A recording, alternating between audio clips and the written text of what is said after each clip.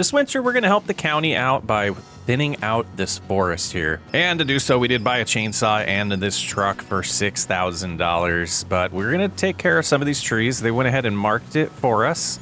So we're going to get them cut down. I think there's a few more over here. We just got to find all the ones that have been spray painted. Let's see if this one's one of them. Doesn't look like it. I'm not sure why they want to keep that one, but we got a few over here, and I believe there was one more right here.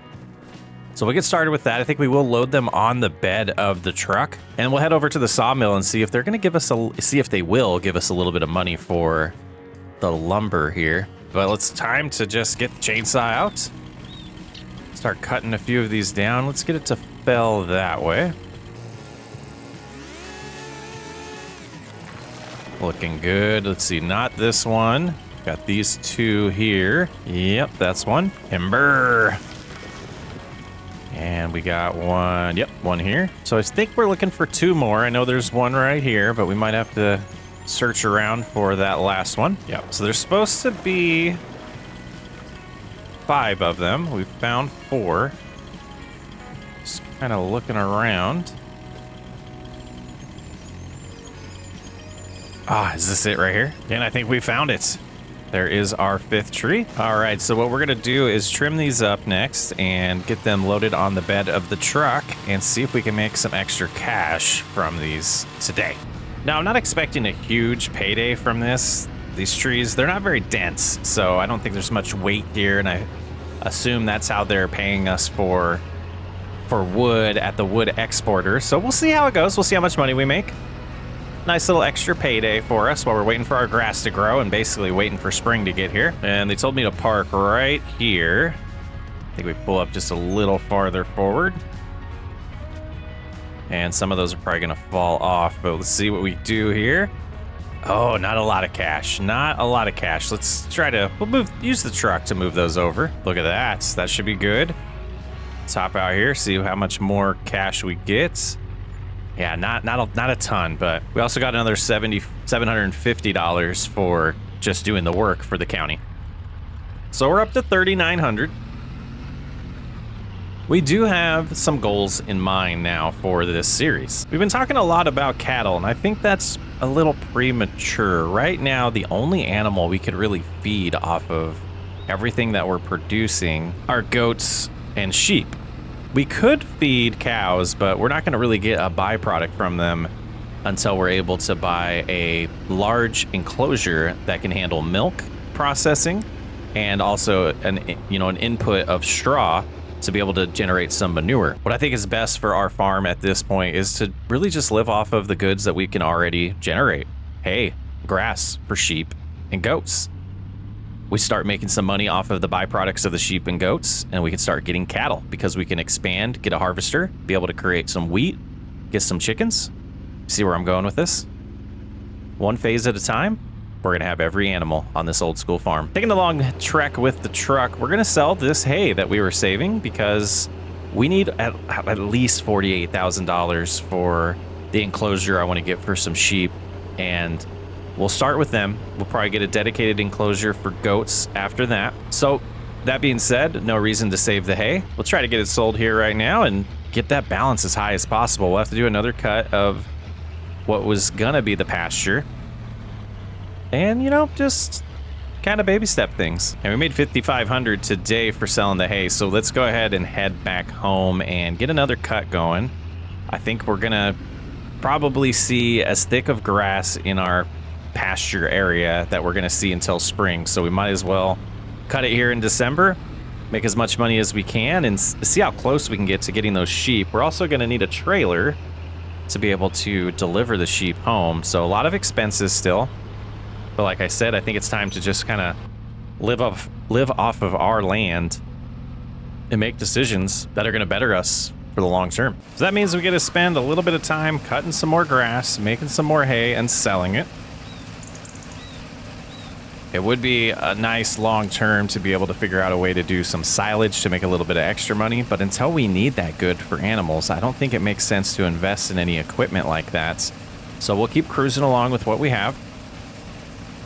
and we'll be patient. You know, and the patience is definitely key because we don't have oversized equipment that's going to allow us to really expand super fast and be able to quickly harvest and plant large fields. So just living within our means is the goal here, and we'll expand as we can, and we'll keep processing and doing what we can do that we're successful at already to just double down on that and make a good living. And that's what it's all about, just relaxing, enjoying some farming, and building a beautiful farm along the way. So we did lose a little bit of area that we were cutting before due to building our house in the shed, but we still have a decent amount here that we'll be able to make some money off of. So we're gonna go ahead and finish getting this cut and, you know, get it tedded, get it rowed back up, and get it sold today.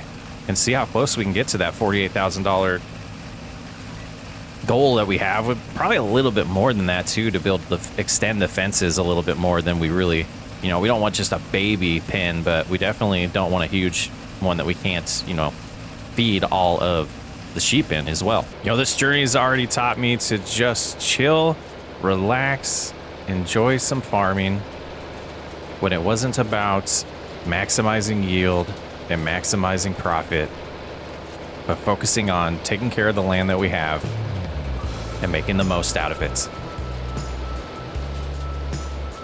I can't wait to have sheep on this farm, get some more animals, some more livestock, take care of them, make some money off their wool. I think it's going to be a fun journey.